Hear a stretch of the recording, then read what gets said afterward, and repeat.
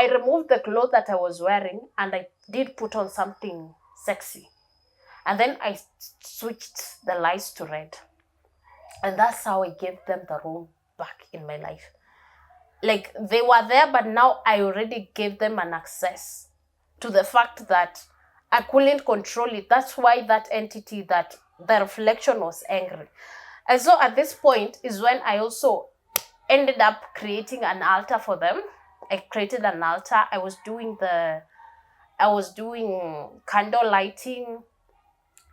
I created an altar. I was even leaving food for them because I knew where they're from. So I was leaving the food that they like.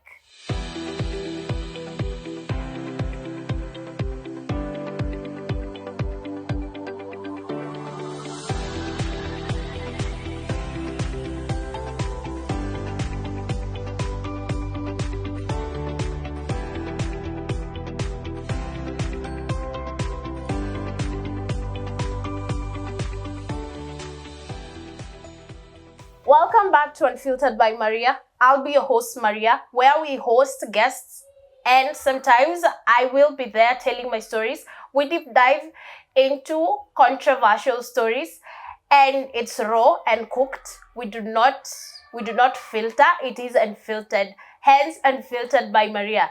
Today I'll be presenting to you part 2 of episode 1, Spiritual Delusion.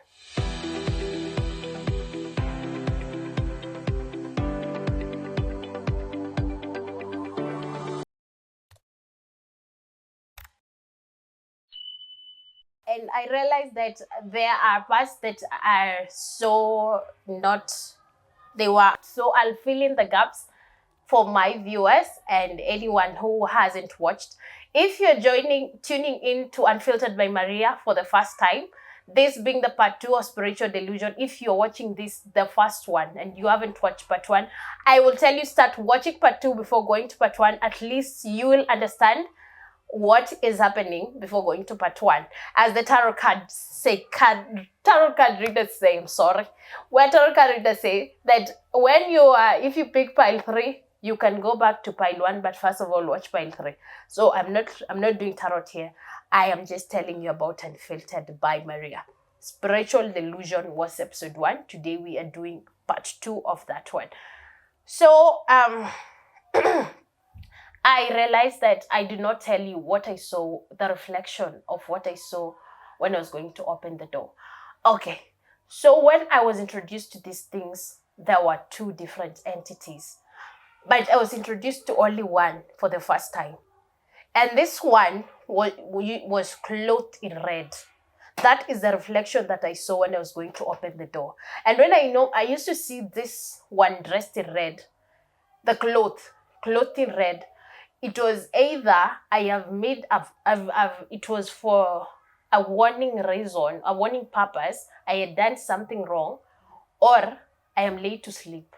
So according to what I was doing, according to what I said in part 1, I was doing something wrong. I welcomed something wrong in the altar. And that's why I freaked out when I was going to open the door. So back in the house, what I did with the candle residue, where I said I placed them inside the black plastic bag. I placed them there, and then for the red string, I did tie 21 times. And for every tie, I was saying something. It was like a spell. After that, I left it in the house for 7 days. After leaving it in the house for 7 days, I was supposed to leave it for 21 days because I did the notes for 21 days. But because I didn't want anything to do with these things, I threw it away after 7 days. Okay, so back to part 2. Now for part 2, I did not mention this on part 1, but I kind of started the story on how it ended in part 1. It was supposed to start like this, though I'm going to start it in part 2. So, my story begins when it is far back. But I will tell you when I decided to allow these things into my life and why. And why I decided to contact the witch doctor, as I said on part 1. So it was this time in my life when I decided that it is okay, because I was tired of chasing these things, and I realized that the pastors I was praying with were not helping me as such, and I felt like they were not of any need. So I stopped. I stopped even contacting those pastors. If these things could come to me, I will say, like, let them be. You understand? So there was this, I had a situation with a friend of mine, and I think she was doing destiny swap on me. I think there was just something. At this time I didn't have TikTok account on my phone. I just had, like, I didn't have the app, sorry. I didn't have the app. I had the account, but I didn't have the app. So I downloaded TikTok. I had another reason of downloading TikTok. But as I can remember, I downloaded TikTok. And that is where I met a certain prophetess who did not know me. Because all along I wanted someone who did not know who I was, where I'm from, and tell me what is wrong. Where are these things coming from? So once I downloaded TikTok and logged in and stuff, when I was scrolling through TikTok, I did not know that there are pastors and prophetess who are just live or something. You know how TikTok is. I met a certain prophetess, and at that time, as I said, there is this friend of mine who was doing destiny swap on me. According to let me do, it's about to be a twist on this story. There's a friend who's doing destiny swap on me, and on the other hand, I had the problem where I'm having these entities in my life. I decided to live with them. So now there is someone who is doing destiny swap on me, and I was really going through it, and I'm trying so hard to chase this person away. Even with the pastors that I had, they were not helping me. So with this prophetess, because I met someone different, I said maybe they will help me. So as I contacted the prophetess, because she was live, she told me some things that I tried to dissolve in my life. Those things, the entities, the spiritual, all those things that I said I want to forget. And I asked her, how about this friend who's doing destiny swap on me? She said, no, we need to deal with that first. Leave this friend of yours alone for now. So I took her number. She told me to take her number on the bio. Once she's off the line, she will reply. So I contacted her on WhatsApp. Once I contacted her, she told me that she will get back to me. So far, she told me I should send a certain amount of money. I did not know it was for consultation. Later on is when I realized it was for consultation. Once I sent the money, she later on told me she told me everything that I knew about what was going on in my life. And then I'm still insisting on that destiny swap friend of mine, but she told me we should deal with this other thing first. Leave this friend of yours alone. And then after that, it was Wednesday when we did the payment. And then on Thursday, she told me it would be a 3-day prayer. So we started the prayer on Thursday evening. Thursday came. We started the prayer in the evening at, I think, towards 5 p.m. When she called, we started praying, and she told me get a bucket of water and all that thing, all those. So we started praying. Once we started praying, she told me she's seeing something and she'll send another amount of money, like if that is correct grammar. Another amount of money. So I sent another amount. I sent another amount. At that time, I didn't have money. Looking around, there's something that was valuable. I had to go sell it so that I can send the money, so that we can continue the prayer. Don't ask me how I sold it very fast. So after that, we continued with the prayer. We finished praying on Saturday. That was 3-day prayer. What went on these 3 days?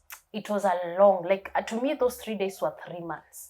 3 weeks. I don't know how to say it. Because that Saturday, it was the last day of prayer, that even my mom had to come pick me from the house to take me back home, because what was going on was scary. What was going on with me was scary.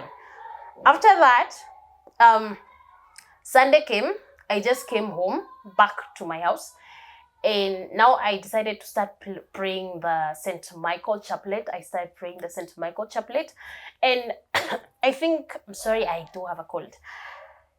So I think I did mention to you on the last one that I wasn't sleeping from the duration from 12 a.m. to 2 a.m. So Sunday came, I was avoiding to sleep at that time. Okay. So I will be awake till 3 or 2 a.m. so that I can sleep maybe at 4. So I started praying the rosary at 3 a.m., the St. Michael chaplet. When I normally pray my rosary, I used to pray from the door through everywhere. So when I started praying this rosary, when I reached towards the bed, the middle, the St. Michael rosary, this middle, this part, it fell off. When I started, like it was broken. My rosary broke. When I started looking for it, I couldn't find it. I laughed because I knew that now these things know that I'm praying St. Michael rosary. You know how St. Michael rosary, praying St. Michael is so powerful. I couldn't find the rosary. I didn't stop there. I kept on praying until I finished. Once I was done, I slept very well. I started sleeping from 4 to, I think I started sleeping. That's when I slept very well. I decided to be consistent for the week, but I think it reached to either Wednesday or Thursday. I couldn't proceed with the praying because the more I was praying, the more they were mocking me. I don't want to say on my head, but they were mocking me in a way that I understood that these things are mocking me. So I stopped praying. Once I stopped praying, I was just living the life. Like I just decided to leave. Even if they want to scare me, they should scare. They can do whatever they want. So let me say the prophetess prayer did not help me. I wasn't helped in any way. So I decided to leave. I just decided to say if it's a prayer, I will just say a prayer and sleep. If the prayer is not working, they will just scare me and I will wake up and I will go back to bed. Even if I sleep for 1 hour, it's fine. So there is this certain, it was on Sunday, just that week when I stopped praying the rosary. It was another Sunday, yet another Sunday. I decided to go to bed. At this time, I think I went to bed before 12 a.m. When I was going to bed, I was lying on my stomach. When I was lying on my stomach, I'm trying to be so detailed with this part so that you people can understand. So I was lying on my stomach, and when I was lying on my stomach, I took my Bible. Remember, now I'm not praying the rosary. I just said, let me stop praying the St. Michael chaplet. So I started, I took my Bible and told God, God, speak to me. I reopened the book in Deuteronomy, and that verse was saying, do not be afraid, do not be afraid. So as I was closing the Bible, placing it on the side, I was affirming the word, do not, the scripture, do not be afraid, do not be afraid. When I was turning, because I stopped facing my wardrobe when I was sleeping, I started facing, I used to face my wall. So when I was turning to face the wall, I heard the voice on this ear, it's my left ear. I heard the voice on this, my left ear. And the voice at first I said, hey, maybe it's God, because I told God, speak to me. Now, you remember, I'm still affirming. And I was like, God, that's you. You know where you are told, blink twice. So I blinked twice. And I realized that entity. Another one, okay.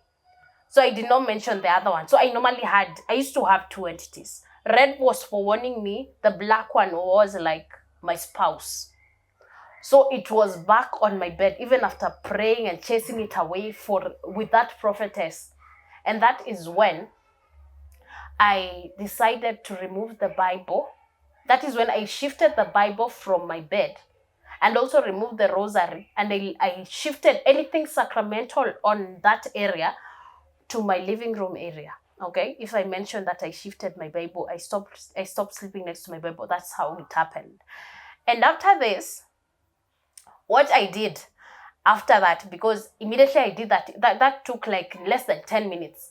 After that, remember, at this time, I was sleeping, I stopped sleeping either with the, sleeping freestyle.